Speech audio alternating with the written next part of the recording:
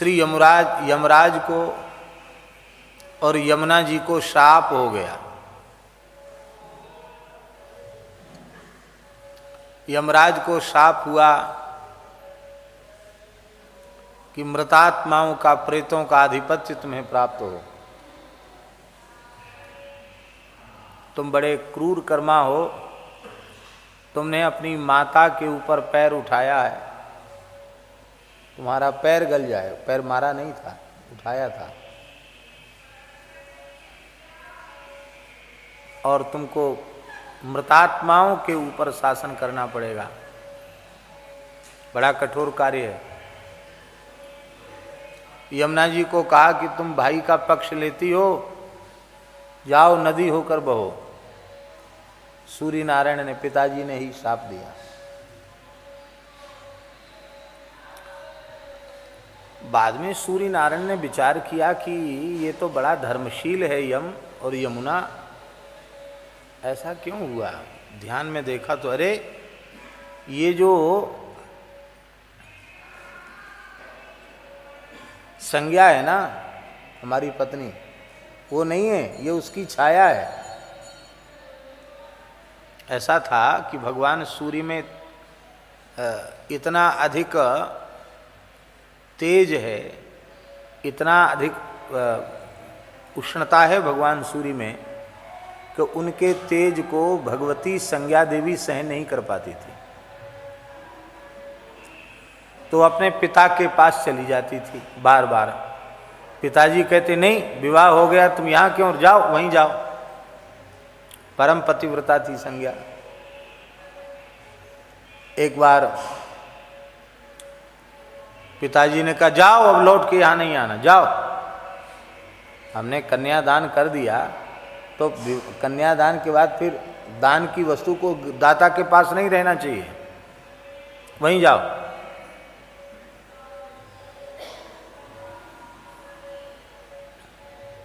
पिता की आज्ञा तो माननी ही थी।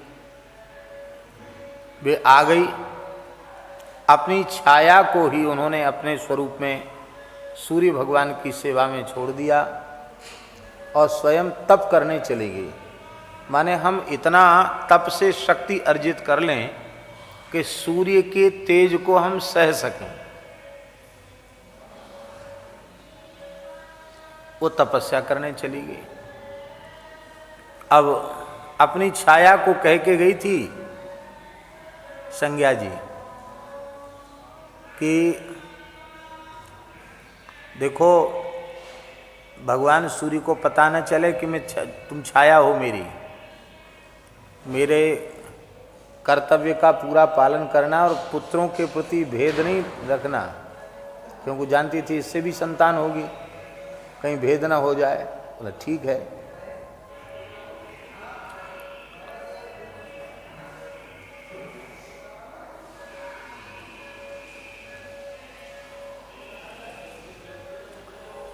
यद्यपि संज्ञा और संज्ञा की छाया में क्या भेद है, सीता जी की छाया,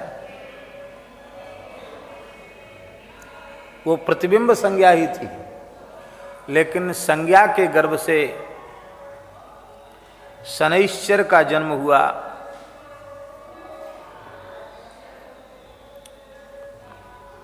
और छाया मार्तंड संभूतम, छाया के गर्भ से जन्म हुआ। और इधर संज्ञा के द्वारा यमराज और यमुना जी का जन्म हुआ था, और बडवा के द्वारा अश्विनी कुमारों का जन्म हुआ। वैवस्वत मनु का जन्म भी छाया से ही हुआ।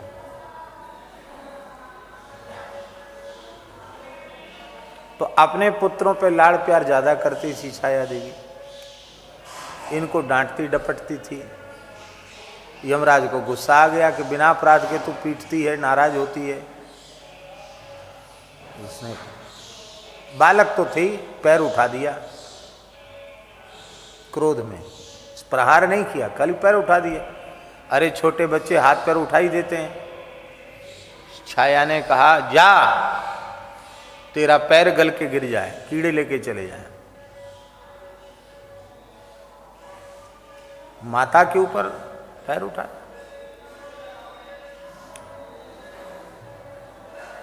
सूर्य से शिकायत कर दी।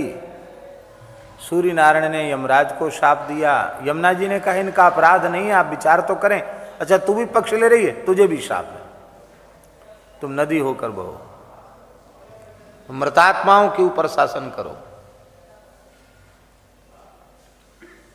और ध्यान दिया कि ऐसा हुआ क्यों, तो इसका भेदभाव क्यों है, भेदभाव तत्काल अपनी ध्यान में सूर्य नारायण ने देख लिया, समझ लिया। उनको लगा कि वस्तुतः इन यमराज और यमुना जी का तो कोई दोष ही नहीं है। तब उन्होंने कहा कि तुम्हारे पैर का कुछ अंश कृमि लेकर धरती पर चले जाएंगे, माता का शाप भी सत्य हो जाएगा, तुम्हारा पैर ठीक ठाक रहेगा। तुम मृतात्माओं के शासक तो रहोगे ही, लेकिन उनका कोई प्रभाव तुम्हारे चित्त पर नहीं पड़ेगा। तुम भगवान के महान भागवतों में तुम्हारी गणना होगी। तुम्हें कठोरता करने का दोष नहीं लगेगा, क्योंकि तुम तो न्यायाधीश हो। जज फांसी देता है, पर उसको फांसी देने का पाप नहीं लगता कि तुमने ब्रह्म हत्या कर दी और अमुक की हत्या कर दी, वो पाप उसको नहीं लगता। हाँ, यदि न्यायोचित फैसला वो न ले तो पाप लगेगा उसको, और वो फांसी दे देता तो उसको कोई पाप नहीं। न दे तो पाप है। यदि फांसी जैसा पाप किया है और फांसी न दे तो उसको पाप लगेगा, किंतु फांसी देता तो उसको पाप नहीं लगेगा।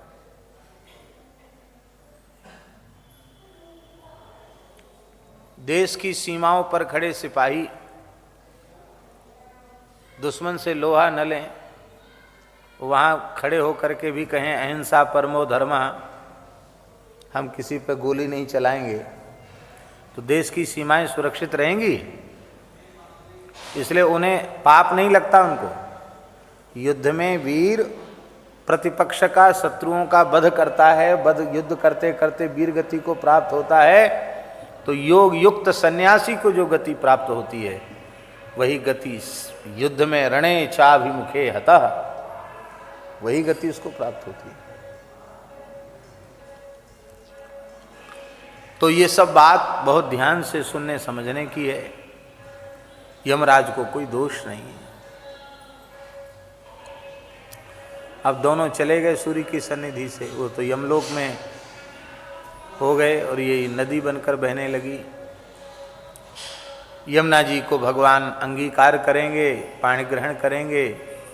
एक रूप तुम्हारा नदी का होगा, एक तुम्हारा आधिदैविक स्वरूप साक्षात होगा।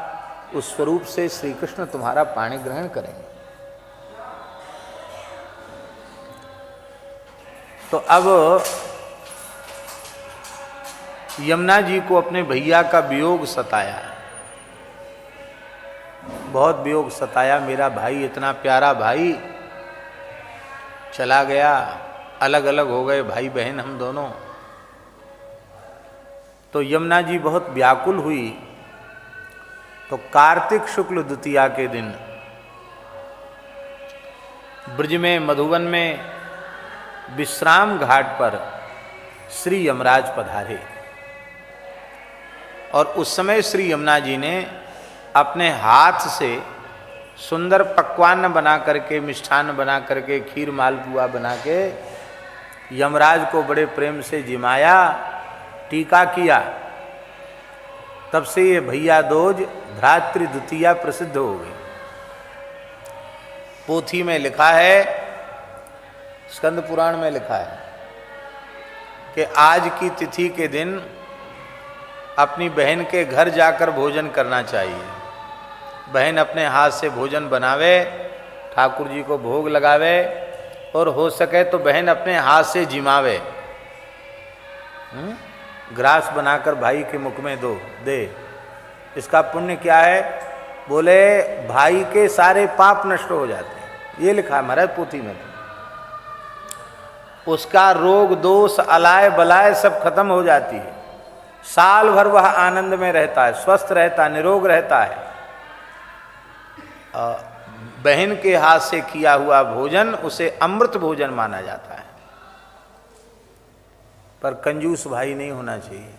हाँ, कि वहाँ जाके खीर मालपुआ खाया है और 100 रुपट्टी दे के बहन जी को चरण छू के चले आए, 1000 का तो बेचारी का खर्च करवाया है और 100 रुपया दे के चले आए, पाम छी के चले आए। ऐसा कंजूस भाई नहीं।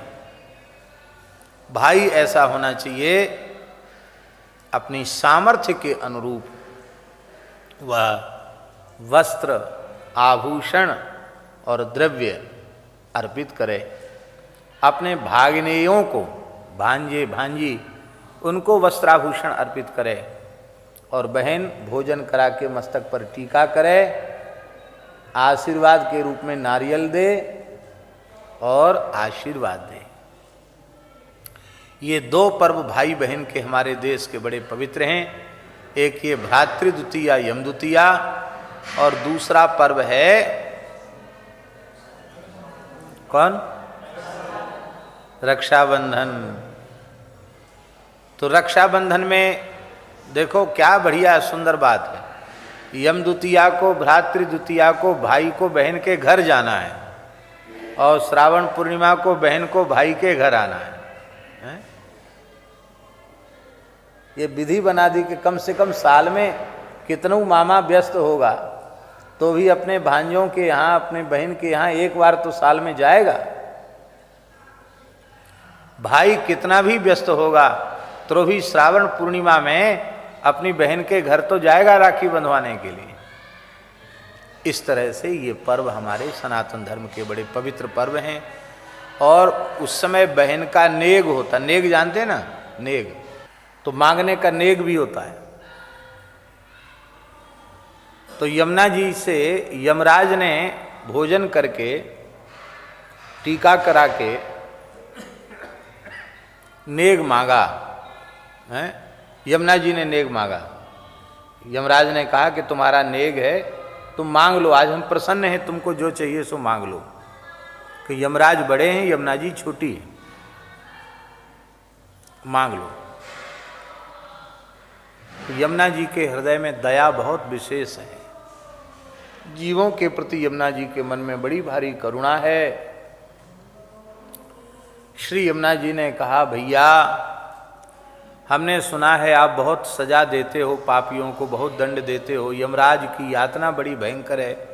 हाँ बहन जी, काम तो हमारा ऐसा ही है, तेल के कड़ाहों में खौलाना, मुग्धगरों से पीटना और आरा चलवा देना, जाने कैसी कैसी यातना हम दिलवाते हैं पापियों को। तो ये तो बहुत बुरा काम है। बुरा काम हो चाहे अच्छा काम हो, यही हमको मिला है, हम यही करते हैं। तो ये बेचारे जीव, इनका पाप से बचना तो बड़ा कठिन है। तो आप यदि हमें कुछ देना ही चाहते हैं, हमारे मुंह मांगा नेग, तो मेरी धारा जहाँ से आरंभ हुई है और जहाँ तक है प्रयाग तक, वहाँ तक कोई भी जीव एक बार जीवन में स्नान कर ले, उसे यमलोक न जाना पड़े, यम यातना से मुक्त हो जाए। यमराज बोले कि बहुत भारी उदारता है बहन जी आप में, जीवन में एक बार स्नान कर ले और वहाँ से यमुनोत्री से लेके प्रयाग तक, तो हमारा यमलोक तो सूना हो जाएगा। फिर इस बहाने लोग पाप से बचेंगे नहीं, पाप में उनकी प्रवृत्ति होगी, सोचेंगे यमुना जी में नहा लेंगे, हो गया काम, अपना क्या है। तो इसलिए मर्यादा बनी रहे और तुम्हारी मान्यता भी बनी रहे, ऐसा कुछ करो। तो फिर विचार विमर्श करके हो गया यमुना जी का स्नान। अब कपड़ा पर ओढ़ लो, कुछ नीचे बिछा लो।